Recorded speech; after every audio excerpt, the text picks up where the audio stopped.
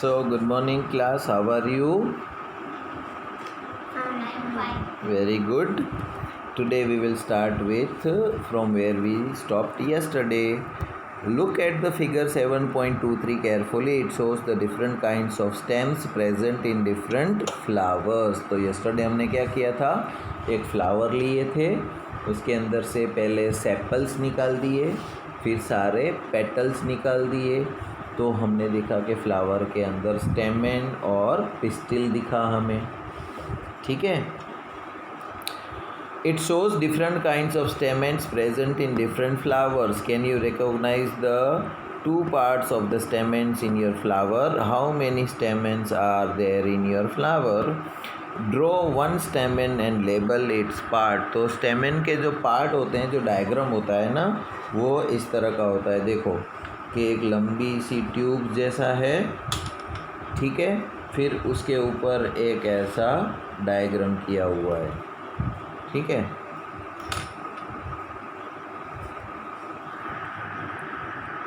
The innermost part of the flower is called the pistil.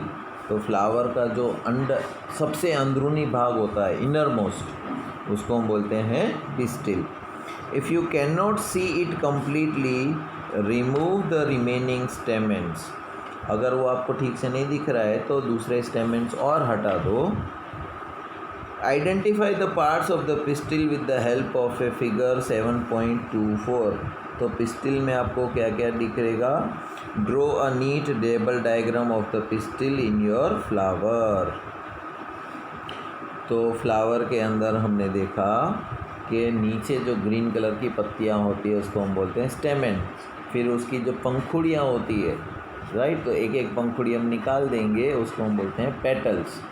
फिर उसके अंदर तुम्हें स्टेमेन ने वो दिखेगा. ठीक है. Activity 11. Let us now study the structure of the ovary. It is the lower most and swollen part of the pistil. Lower most मतलब नीचे का, बिल्कुल. ठीक है. सपोज़ ये बॉटल है मेरे पास में, तो ये इसका लोअर पार्ट हुआ, है ना, नीचे का. देखो ये बेस हुआ उसका, लोअर मोस्ट पार्ट. फिर एंड स्वॉलन. स्वॉलन मतलब सूजा हुआ. कभी कुछ लग जाता है तो कैसे तुम्हारा हाथ सूज जाता है, और दो हाथ बाजू में पड़े तो पता लगता है ये नॉर्मल है, ये थोड़ा सूज गया लगने की वजह से. तो स्वॉलन का मतलब होता है सूजा हुआ. We will cut this part to study what is inside. Look at the figure 7.25a and b carefully to understand how to cut the ovary of a flower. तो यहाँ पर हम देखो ए और बी डायग्राम में दिखाया गया है कि फ्लावर की ओवरी को कैसे काटना है, ब्लेड कहाँ रखी है. देखा. Cut the ovary in two different ways as shown in figure 7.25. To prevent them from drying, put a drop of water on each of the top pieces of the ovary you have cut. अभी जो हमने cut किया ना, वो सूख न जाए, इसके लिए उसके ऊपर एक एक बूंद पानी की डाल देने की. ठीक है. फिर हम उसको स्टडी करेंगे कि उसके अंदर क्या क्या है. Observe the inner part of the ovary using the lens, figure 7.26. Do you see some small beads-like structure inside the ovary? छोटे छोटे बॉल जैसे स्ट्रक्चर्स आपको ओवरी के अंदर दिखेंगे. वो सब क्या है? ओव्यूल्स. क्या है वो? Ovules. Draw and label the inner part of the ovary in your notebook. Try to find out the names of as many flowers as you can by asking the gardener or any other person. Remember not to pluck more flowers than you need. Based on what you have filled in table 7.3, answer the following questions. Do all the flowers have sepals, petals, stamens and pistil?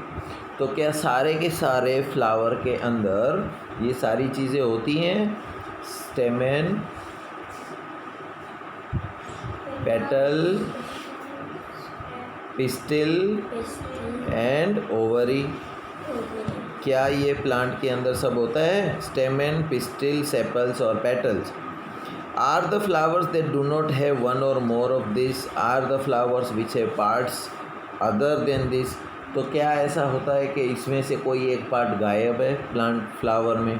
ऐसा कोई फूल है जिसके अंदर से ये नहीं होता, directly पत्तियाँ ही होती हैं, या किसी के अंदर स्टेमन नहीं है, किसी के अंदर पिस्टिल नहीं है? Did you find any flower which has no difference between the sepals and petals? कोई फूल ऐसा होगा जिसके पेटल और सेपल आप अलग ही नहीं कर पाओगे, पता ही नहीं लगेगा इसका सेपल कहाँ है और पेटल कहाँ है, right? Do you find a flower in which the number of stamen is different from the number of petals? तो पेटल्स पंखुड़ियाँ जितनी होती हैं उतने ही क्या उसके अंदर स्टेमन है कि नहीं है? Do you agree that the structure of the flower is not always the same? हर फूल का स्ट्रक्चर अलग अलग होता है, सभी फूल एक जैसे नहीं होते हैं। The number of sepals, petals, stamens and pistil may also be different in different flowers. Some of these parts may even be absent at times. तो किसी में 3 स्टेमन होंगे या 5 पेटल्स होंगे, तो किसी में 10 होंगे, किसी में तो स्टेमन बिल्कुल नहीं होगा। सब फूल अलग अलग होते हैं, एक जैसे नहीं होते हैं। We will learn about the function of the flower in higher classes. We will also learn about fruits in higher classes. तो इनका जो आगे का फंक्शन है, राइट, उसका हम हायर क्लास में पता लगाएंगे कि इसका क्या क्या काम होता है, राइट। यहाँ पर हमारा चैप्टर फिनिश होता है।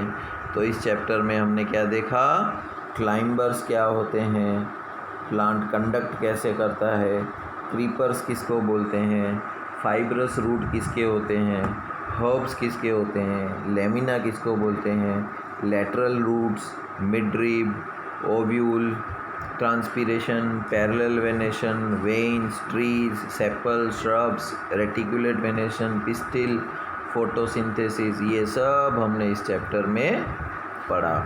इसकी एक्सरसाइज मैं आपको सेंड कर दूंगा। कल हम नया चैप्टर शुरू करेंगे।